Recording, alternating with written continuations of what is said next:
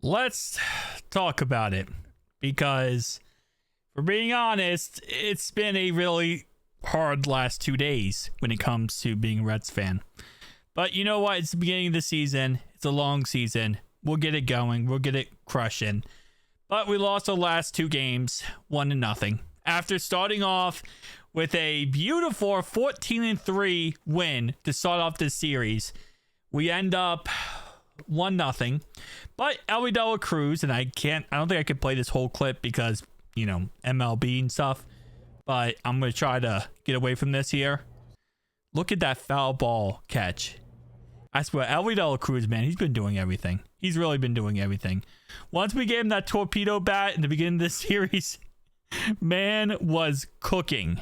Hasn't cooked since then, but he's an absolute legend. I love Ellie De La Cruz. He is my favorite Red, so it is what it is at the end of the day.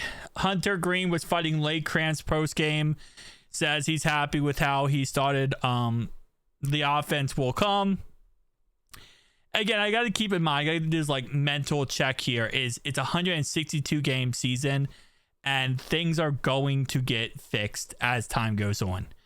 But I always have this football brain in me where it's like, oh, well, it's week 1. No, there's 162 games. I watched every game last year, and this year it's already... I feel like this year we just had such high expectations going into it, and that's why a lot of people are livid with the production we're getting right now. But let's go ahead and listen up about Jake Fraley getting caught to end the 8th inning. Shout out to Terry here. Oh, man. Long season, obviously, but when you get shut out back-to-back games, how do you address that, if at all? If I thought yelling at him would get us a bunch of hits, I'd go do it right now. That just, again, yesterday's in the rearview mirror. Talk about today. We just, we didn't do much. They really pitched. We didn't have a lot of opportunities, and it's a hard way to win. I will say our pitching has been so good. At least we've had a chance, which. Big stress on, when you're not scoring, that puts a strain on those guys. They've done a really good job. You had a costly base running mistake there in the 8th. Was a steal on in that situation? Yeah, we just mistimed it. You mentioned. I mean, I will agree. And this goes with any sport, not just baseball, football, whatever. When you are in a slump and you're not doing good, as a coach, sitting there and screaming at the players doesn't always help as much as you think it will. Because yes, sometimes maybe we'll get a little jolt into the players, like, hey, we got to get our butts in the gear. We got to start playing better. But the players know that, right? Every player in the game knows when they're playing bad and their team is doing bad, they know that they're not doing good. I guess, obviously, as a coach, you have to step up. You have to talk to the players and say, hey, this needs to stop. But at the end of the day, it's they all know they're doing bad. But how are we going to get to a point where we're all back on the same point that we need to be, right? That we're on the point where we are scoring runs. We are hitting home runs. Obviously, as we hear here, yes, our pitching is good, but we need to be at a point where we can all come together and feel, okay, this is the path forward. This is how we're going to get to that goal. And that's something that they need to figure out internally. Again, it is a very...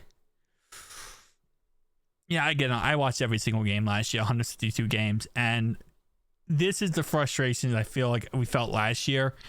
And again, I'm trying to keep it calm this year. Obviously, as he says, mistimed on stealing the base. It's just little mistakes like that really you can't be doing to yourselves. And it can't just, it's like a situation where you can't go out there and scream about it, right? You don't scream at the players because of, oh, we missed this.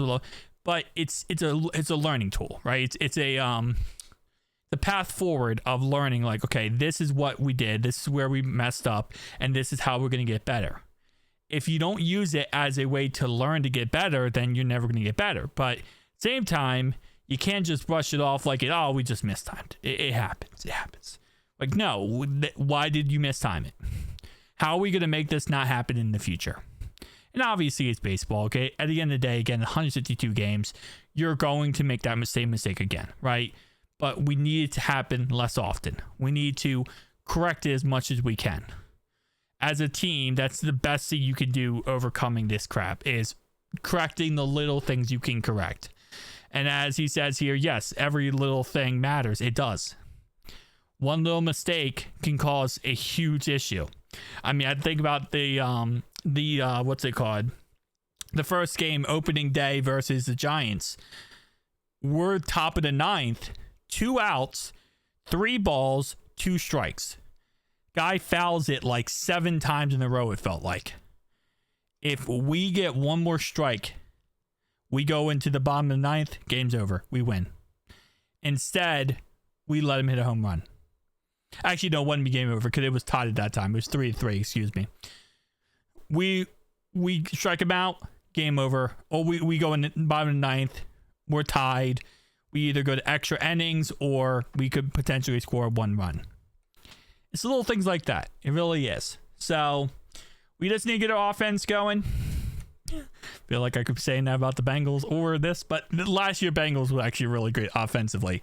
But in previous years, it was all stalemates. So we'll see, though. It's a long season, man. But to lose this series after starting off 14-3 win, and then to lose back-to-back 1-0 games really sucks. But it is what it is. Go Reds, guys. Go Reds.